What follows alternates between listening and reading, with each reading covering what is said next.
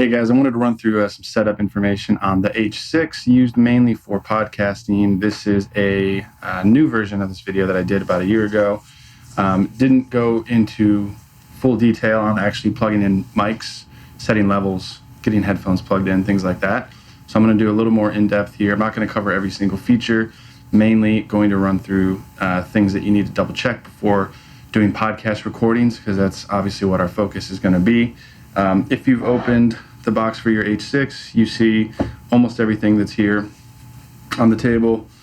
You have the unit itself, obviously, and then it does come with these two attachment microphones. These are good quality mics, and they attach into the front, or I should say the top of the H6, like so, and you can swap those out easily. This is an XY pattern microphone. This one is called a mid-side pattern microphone. We'll talk about setting levels and things like that later on, but this does have a volume dial, a gain adjustment dial, just like the other inputs do. So if you want to get a room recording, for example, or record a conference table or a live event or something without actually plugging in specific microphones, you can always use this XY. It sounds pretty great. And it does have a line in jack on the side here. So if you wanted to, say, run a soundboard or some music from your phone into the H6 while you're recording, you can use this 1/8" jack here to do that. Also, we'll take lavalier microphones. If you have an 1/8" lav mic, we'll plug in there as well. USB cable that comes with this is used, obviously, with the H6, and either to plug into your computer to use it as an audio interface. You can also use it to retrieve files from your SD card without removing the SD card. And then if you use a brick that you would get from like an iPhone charger, you can actually plug this in to run power for the H6. If you don't want to have batteries and have to replace those or get rechargeable batteries, you can just use USB for power instead. And then, of course, we have the SD cards. I think it comes standard with a 2 GB micro SD and this adapter. 2 GB for most people should be fine, but obviously any SD card that you'd want to buy, you can definitely get something with higher capacity for longer recordings. You will want to note that the more tracks you record, the bigger the files are going to be. So maybe you're safe with one microphone with a 2 GB card, but if you decide to record, with everything on the H6, that's 6 tracks, and that's going to be 6 times the space. So you may want to get a larger SD card. And then I have this headphone adapter, which I'll talk about in a little bit. First thing I'm going to do here is get some mics plugged in so we can see what that looks like with the inputs on the side of the Zoom here, checking levels, making sure things are working. So we have 4 input jacks here. These are XLR combo inputs.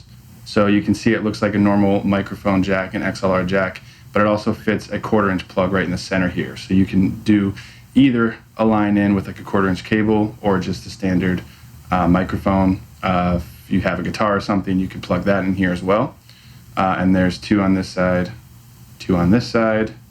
Some of the info we have here on the side of the H6, SD card slot, headphone jack, headphone volume, power button, and on this side, the button and the scroller for the menu and the USB jack. The top is the connection for the XY and the mid-side mics, which we've mentioned already, and then you have a line out and a remote slot here on the very bottom. Power button here, we're gonna hold that down to turn this on. And let's run through some settings here on the top of the H6. So I'm gonna bust out a SM58 microphone to start. Let's see, sorry, I gotta move some things around here. So your microphone cable, I'm just gonna leave mine wrapped up for simplicity. I'm gonna plug the the XLR cable, the input end into the H6. For this, it doesn't really matter what input we're using. If you are recording multiple people, I would recommend making note of inputs 1, 2, 3, and 4, just for reference in post-production. And then we'll take the other end of this cable, plug it into the microphone here. Okay, so a few things when you get ready to do recording, and we'll cover some of the settings on the menu here in a second. I just want to run through this first. So as I mentioned, you have a gain knob for all 4 microphones and the built-in, the XY mics if that was plugged in. The gain adjustment here is adjusting the amount of signal you're actually getting from the microphone. And when we plug in headphones later and talk about monitoring level, just note that those are 2 different things. So this is the gain adjustment that you're going to be getting from the mic itself. So there's one for each input, and then we have, these are called the record enable buttons, and there's one for L and R is the top here, which isn't plugged in, and then you have 1 through 4 for each input like this. So we're going to enable 1 because that's what input we're using right now. The most important thing to check, I would say, when you're doing recordings is the level for each mic, and make sure obviously you're recording with each mic, because if you only have 1 selected but you have 4 mics plugged in, you're missing out on some of those tracks. So just things to verify before you start recording. We also have a pad switch here for each of the microphones. So if you have a guitar plugged in, for example, that's going to be a much higher level than a microphone would be. So you might need to flip the pad button on, and that just drops the input gain negative 20 decibels, which will give you some more control for something that's a little louder, or if you're piping in a soundboard or some music or something from a phone or an iPad or something like that. Microphones should not need the pad, so we'll turn that back off. And then you will be able to start seeing here. And I'm going to switch cameras so you can look at the input level for this microphone. So the first thing you'll notice here is the display panel. It's telling you a lot of things. The numbers on the top is the time code of how long you've been recording, or if you're listening back, the time of the file that you're listening to. Battery, the location of your file, so it's telling you what folder it's in and what the name of the file is, and that's for on the SD card when you retrieve these files, so you know which is which. We have a channel strip for every single input, the sample rate and bit rate that you're recording at, and then this is the important thing to look at, the time left on your SD card. So the SD card I have is pretty large. This is telling me I have 196 hours of recording available. So you just have hours, minutes, and seconds. So before you start recording something, I would always look at this. If it's under an hour and you know you're going to record for 45 minutes to an hour or more, that's obvious that you would need to either clear the card or get a bigger card to have more space. So if I start tapping on this mic to get some signal, you'll see that I have my volume, the gain of the mic is showing that I have a signal here on channel 1, and that's exactly what you want to see. So when you have your mics plugged in and you're doing a sound check before you're recording, make sure that you see input on all of these inputs here on the channel strip display. That's going to tell you exactly if you're getting signal from the mic or if it's too high or too low. So I mentioned the gain control here. So if I crank this up, you can tell I'm barely even touching it, and it's getting into the orange and into the red. And then if I tap on it, it's telling me that this is clipping. And you can see a few things. It's getting red all the way to the top of the channel strip, and then the input is flashing. It's yelling at me that the signal is way too high. And when you plug headphones in and you monitor while you're doing a sound check, you'll be able to tell this, but these are just things to look out for as you're setting up. So if you ever see anything, even in the orange, I would say is too high, because you want a signal that is controllable, so that way in editing, you have room to increase or decrease the volume if you need to and be able to manipulate that audio. So if it's even in the orange, I would say that's too high. For these SM58s that I'm using, and also the ATR 2100, which is pretty popular mic for podcasting, I usually set this right about 5. Excuse me, sorry, you cannot see that, my bad. I usually set the inputs to 5, maybe 5.5, and that seems to be standard. Pretty good volume for most people's voices, but again, everyone's voice and setup is different, and if you're using different mics, definitely do some testing with this before you are solid on what your input should be. So once you know that you're getting signal from everything, it's really simple. Make sure you have record enabled the tracks that you want to use, and just hit the record button. It will light up, it will turn red, and it will start counting time, and it will tell you what your recording length is. And then you'll notice here in the bottom, it's a little hard to see, but the time code here, the space on the card is going to go down as the recording goes up. Once you're done recording, you just hit stop. And now you see here that this Zoom 002, it changed numbers. That means it's telling you that Zoom 001 is recorded, and now it made a new file and it's ready to record again. If I record again, it will now then create Zoom 3, record there, stop, and then if I record again, change it to Zoom 4. So it just keeps creating new files every time you hit the stop button. If you want to keep things on one single file, you would just hit the pause button instead. It will pause the recording, keep the time code where it is, stay on the same file, and then when you want to keep rolling again, just hit the play, pause button, and it will keep going. These rewind and fast forward buttons are for playback if you want to listen to what you've recorded, just to audition things and play it right off the H6 before you move the files off to your computer. All right, now it's time to run through some of the settings on the menu here. Again, I'm not going to cover every single thing, just mainly what you want to check out before you start recording. We have the menu button, which opens the menu and goes back, and then we have the scroll wheel here, which goes through the options, and if you click that in, it will select options on the menu. So let's open that up. So I had to turn the camera exposure down a little bit just to catch this menu because it's so bright. The first thing that you see here is the folder options. Once you record, it will ask you in the SD card if you want to like group these into different folders. By default, it will put everything in folder 1, but if you want to be organized, you can open these up, and then it will tell you that if you hit the record button, it will select that folder to record to. I recommend, once you're done with the recording, just grabbing the SD card and taking everything off of it, and then wiping it from, clearing it basically, to start from scratch. That's my preferred method, but this option is here if you want to. The most important thing is the input and output here. So again, I'm not going to cover every single thing. You don't need to worry about the low cut or the comp limiter or the monitor. Phantom power is one of the most important things. So some mics require extra power in order for them to work. Most dynamic mics don't need phantom. Most condenser mics do need phantom. So based on what mic you have, you want to check the specs on that. And if it needs phantom power, you have to turn that on from the Zoom. So you click the phantom to open it up.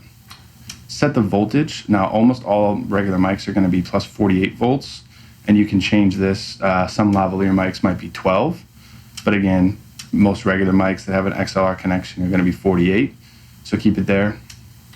And then you're going to select which inputs are on and off. So if all four, let's say you're using 4 mics, they're all exactly the same, and they all need phantom power, you'll just select all, turn it on, and it will hit that for all 4 mics. If you have, like, you're mixing and matching, then you'll need to pay attention to, where they're plugged into, which input they're plugged into, and turn those on and off here in this phantom power thing.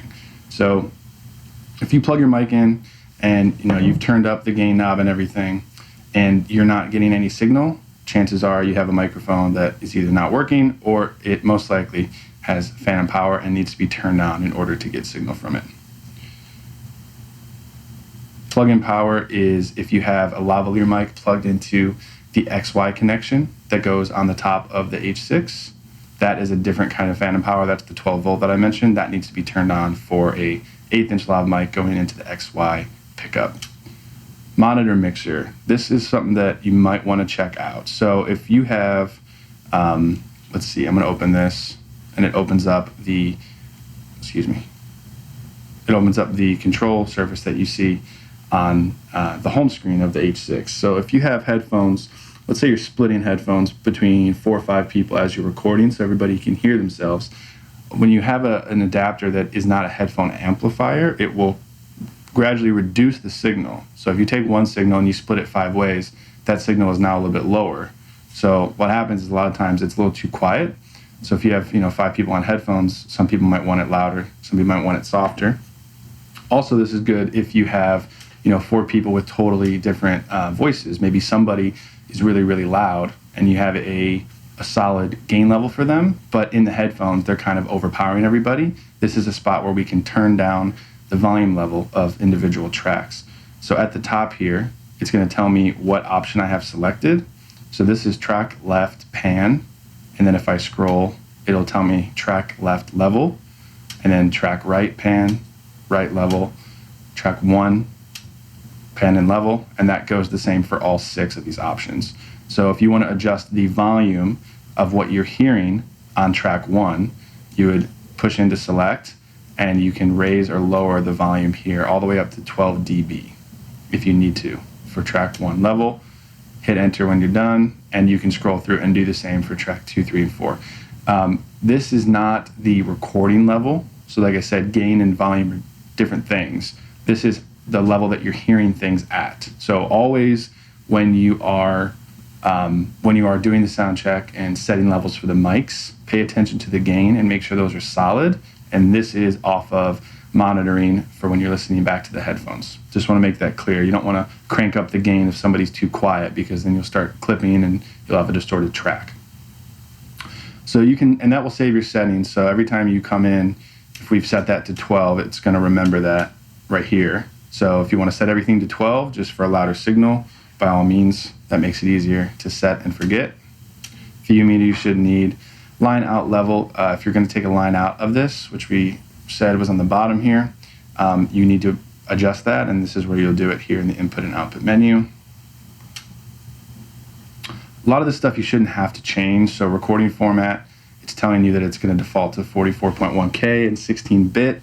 That is standard for audio. I would recommend keeping that. If for some reason you're doing mostly video content, you may want to change this to 48 and 24. That is the standard for video. But again, the default format should be totally fine. Then you have a backup recording option. So this is nice if you're not too familiar with setting levels and recording and things like that. If you plug the XY mics into the top, make sure those are enabled. You can select this to do a backup recording, and it'll automatically record a backup from the XY mics that's 12 decibels lower than whatever input you set. So let's say you set the dial to 5, you think it's fine, and then once you're going through the recording, people start getting louder, and then things are distorted. Well, the backup will automatically have a backup set for you at -12, and then that will basically save you if you have anything that's overly distorted. It only does it from the XY mic, so it won't record from all 6 tracks that way, but at least it will save you. If something's ruined, the backup will probably save you. You can rename how the projects are, how the files are titled. So we saw when I was hitting the record button, it was naming things Zoom 1, Zoom 2, Zoom 3. You can set that to be labeled off of the date if you want. Again, I'm not going through absolutely everything.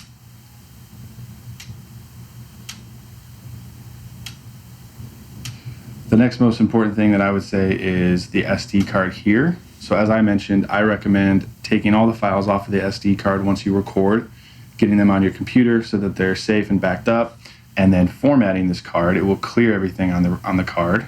So if you click that, it will ask you if you're sure. You say yes, it will wipe the card clean, and it will put it back to its max capacity. So, especially if you're only using the 2 GB card that comes with this thing, I recommend formatting it every time. And one thing to note is the first time that you plug that SD card in, you will want to format it before you record anything. And then the last thing is the USB option to be the SD card reader or to be an audio interface with the DAW like Logic or Audacity or Pro Tools. We'll cover that later once we plug that in. All right, and then let's talk about the headphone situation. So we said we have a headphone jack here on the side. If it's just you, just take your pair of headphones. This has a 1/4-inch adapter, so I'll need to take this off. But if it's just you, then you plug your headphones in here to the side. Once you do that, the display will default. You can see it will tell you what the volume is, and then once you plug the headphones in, it will tell you what the headphone volume is, because that's different than the speaker that actually plays here on the back. And you can adjust that up to 100, whatever's easiest for you. So yeah, just one headphone when you're monitoring, if it's just you. If you have a group, I definitely recommend having headphones for everybody. When they hear themselves, they record a little differently. They pay attention to the mic placement, how close and far they are from the mics, things like that, if they can hear themselves. So I definitely recommend headphones for everybody. And there's 2 ways to do that. One is with the splitter. So I have this Belkin splitter that takes one headphone jack and splits it to 5 different outputs. So you would just plug this into the headphone jack like normal, and then everybody would plug their headphones into this instead. It works, it's cheap. This was, I think, $12, and it gets the job done. I mentioned talking about the monitor mixer that this kind of degrades the volume of the signal. So it might be a little too quiet for everybody to really, be able to hear themselves and everybody else that's recording. So the main way to do things is to run this into a headphone amp. Now I have one cable that I use for that for mine. It has the 1/8" headphone jack here, and then this splits into a left and right 1/4" cable, and most headphone amps are going to have a left and right input. Might also say input 1 and 2. And then the headphone amp will have 2, 4, or 6, or 8 different jacks for people to plug their headphones into. Mine is it's a rack system. So this is what like a rack style headphone amp looks like. It's this middle unit that's actually has the lights lighting up. I'm playing music right now in the background, which you can't hear, but it's getting signal. It's a good way to tell. So on the back of this thing, it has 2 inputs. It has an XLR style input, which has a left and right, and it has a 1/4" jack input, which has a left and a right as well. So what you would do is simply plug the line out cable from the H6 into the back of the headphone amp, and then as you can see, it has channel 1 through 6. And the nice thing about this is that everybody has their own volume, so they can turn their own headphones quieter or louder if they want to. And it has even a bit of EQ. It has a bass and a treble knob, so you can, if you like it more bassy, you want to hear the low end of people's voices, you can totally adjust that and personalize it. And if you have maybe one of the smaller Behringer headphone amps or something, they don't have a split left and right input. It's just one single 1/4" stereo input, so you need a different kind of cable for that.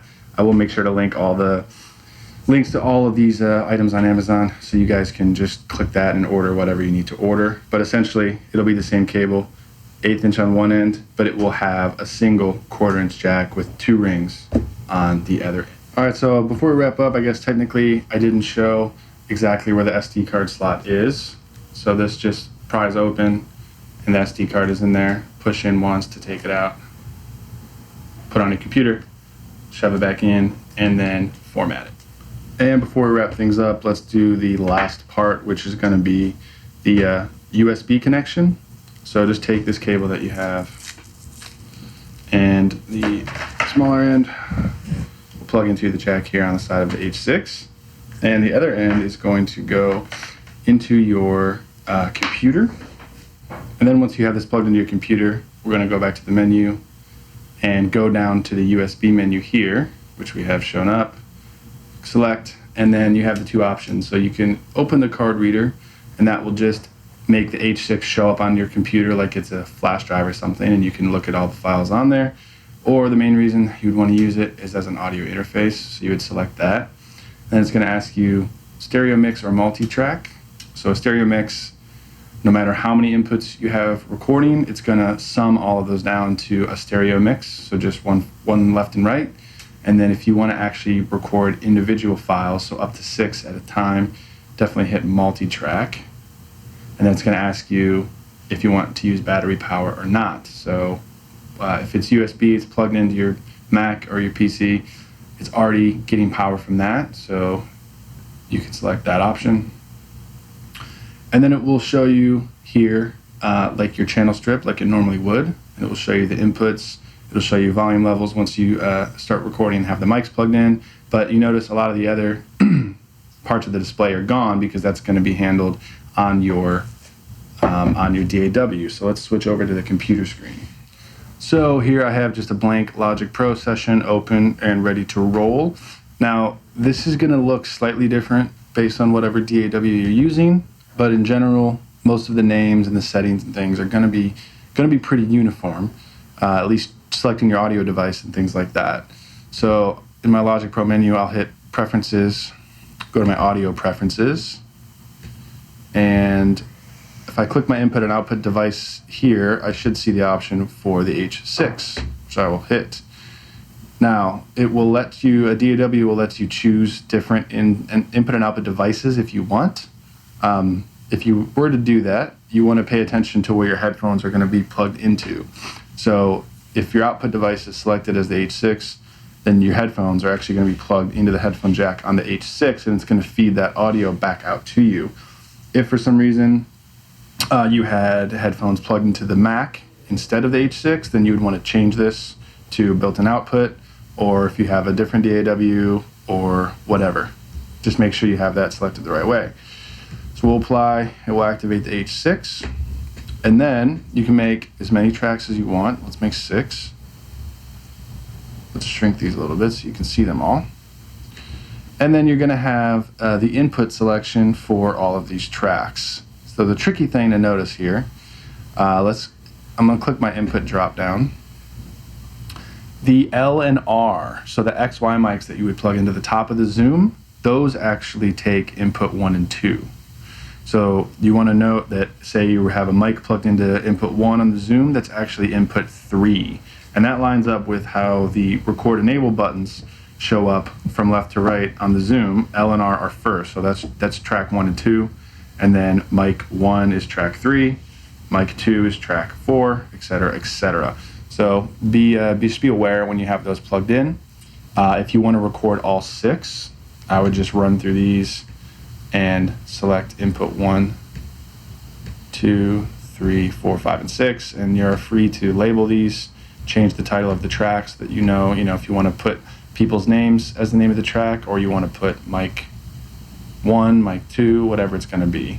So let's do that really quick too. So I'm going to say L, R, 1, 2, 3, and 4. Boom. Now if I record, I will know exactly what I'm working with. So from earlier, I had my SM58 plugged into input 1. I'm going to plug that back in. I'm going to record enable track 1, and you will see I also need to record enable track 1 here in Logic. Again, every DAW is slightly different, but chances are you need to enable recording and enable monitoring here in Logic Pro. So you can see I'm getting signal here from my SM58. If I record enable the rest of these, you'll notice they are not getting any signal whatsoever because I only have one mic plugged in. So if you're using your H6 as a monitor, or excuse me, as an interface, same thing that we went over earlier with sound check and looking at the levels. Make sure if you have all 6 mics that all 6 tracks are getting signal before you start recording. That's an easy way to check. And again, make sure the levels are good. You can see here, I'm getting close to the orange. If you look here when I'm tapping on this mic, we're getting close to the orange, so you might want to dial that back just a little bit. And that is it. So using it as an interface is pretty straightforward. The only thing to look at is the names of each input, check your gain, and you're good to go. There is a spot here for a typical camera stand adapter. So if you wanted to have this on a camera stand or mount it to the top of a camera, that's there on the back as well. And there is this speaker, so if you do want to play back tracks that you've recorded without headphones, it will play it here, so you can kind of monitor and listen to those in between takes. And then obviously the batteries are here in the back. I have rechargeable batteries for this. I find that it's pretty good on battery life, and if I record for 2 hours or less, I haven't had any issues, even with up to 4 tracks. So if you're not going to be doing anything super long, you may want to just get some rechargeable batteries and use those instead of having to always have this thing plugged in and near an outlet. But if you're going to go longer than that, probably good to have a USB plugged in for power. So just to wrap up and clarify things, most important stuff is definitely going to be the gain. Remember, gain is different than volume. So when you put your mics in and you're doing sound check, make sure you have the gain set properly for all 4 inputs. If you need to run an XY mic, or you need to run a line in from something, don't forget about your XY attachments. They go here on the top, and the 1/8" jack here on the other side. And then in the menu, the monitor mixer if you need to adjust the monitoring level for any of the tracks. And then finally, make sure you have selected exactly the number of inputs that you want to record. So if you're doing all 6, make sure you have all 6 actually lit up and selected. And then those are the main things. I mean, once you're good with that, you're good to record. There is a way to join these inputs. So let's say you wanted to record tracks 1 and 2 and put them on one stereo file instead of an individual mono file. If you press both of these at the same time, it will either join them or unjoin them. I think they were already joined. So let's push that again. Yeah, so now if I select 1 and 2, it will highlight both of them at the same time. That means it's going to record them. 1 will be all the way to the left channel, and 2 will be all the way to the right channel on one single stereo track. So if for some reason you want to record that way, and then if you want to turn that off, just click them at the same time again, and it will put them back to individual inputs. So that's everything. Chances are I've looked over one thing or said one thing silly. So if anything is unclear, please just leave a comment. I'll try to get back to everybody. If you have any issues with this or things you want to add, yeah, just drop a comment. We'll make sure everything is up to date and accurate. All right, thanks for watching.